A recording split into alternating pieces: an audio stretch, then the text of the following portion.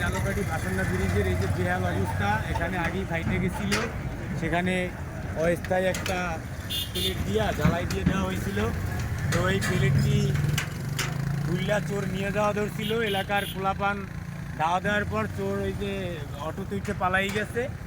তো প্লেটটি পাওয়া গেছে, যে প্লেটটি আপাতত ওই জায়গায় রাখা আছে।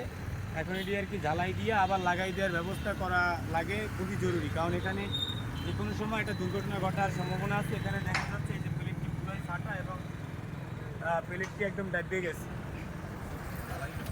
আমার ভিডিওটা ওই সাইড দিয়ে নিলে তো মানে ইয়ে আসছে। তো আপাতত এই যে আমরা এই জায়গায় কিছু এই যে গাছ দিয়ে দিছি, গাছ দিয়ে চিহ্ন দিয়ে দিছি, যেন আপাতত এই দুর্ঘটনা দিয়ে নিশান দিয়ে দেওয়া হয়েছে, যেন আপাতত এই দুর্ঘটনা দিয়ে মানুষ এড়াইতে পারে। তো আমরা সংশ্লিষ্ট কর্তৃপক্ষের দৃষ্টি আকর্ষণ করছি যেন খুব শীঘ্রই এটার ব্যবস্থা নেওয়া হয়। এবং এটা ভাসান্ডা ব্রিজের গোড়ায় নিচে এই যে ক্লাবের মধ্যে রাখা আছে। এবং আপাতত এই যে পাটটি এই যে ভাসান্ডা ব্রিজের নিচে একটি যাত্রী ছাউনি আছে, সেই যাত্রী ছাউনিতে এই ইয়েটি রাইখে দেওয়ার ব্যবস্থা করা হইতেছে। পাটটি কি ওরা অলরেডি ওইখানে নিয়ে গেছে না?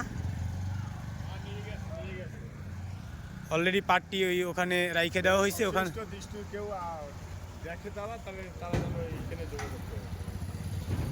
এই যে একদম ব্রিজের একদম মাঝ বরাবর এখানে কিন্তু যদি লোডেড কোনো ট্রাক বা কিছু ওঠে তাইলে কিন্তু এটা খুবই ঝুঁকিপূর্ণ, যে কোনো সময় একটি দুর্ঘটনা ঘটতে পারে। তো দুর্ঘটনা ঘটার আগেই যেন ব্যাপারটি সংশ্লিষ্ট কর্তৃপক্ষের আর কি দৃষ্টি আকর্ষণ করছি, যেন খুব দ্রুত, যত দ্রুত সম্ভব এখানে আবার পুনরায় রিপেয়ারিং করা হোক বা এটি চেঞ্জ করে দেওয়া হোক, এটি করে দেওয়া হোক। এবং খুব শীঘ্রই আমাদের এই ভাসান্ডা ব্রিজ আসলে অনেক পুরানো, এটিকে যেন খুব শীঘ্রই এখানে নতুন একটা ব্রিজ কীভাবে নির্মাণ করা যায় সংশ্লিষ্ট কর্তৃপক্ষের সে ব্যাপারেও দৃষ্টি আকর্ষণ করছি, যেন অতি সত্বর আমাদের এই ভাসান্ডা যে ব্রিজটি আছে এই ব্রিজটি একটি নতুন ব্রিজ নির্মাণ করা হয়, কারণ এই ব্রিজটি এখন খুবই ঝুঁকিপূর্ণ অবস্থায় আছে।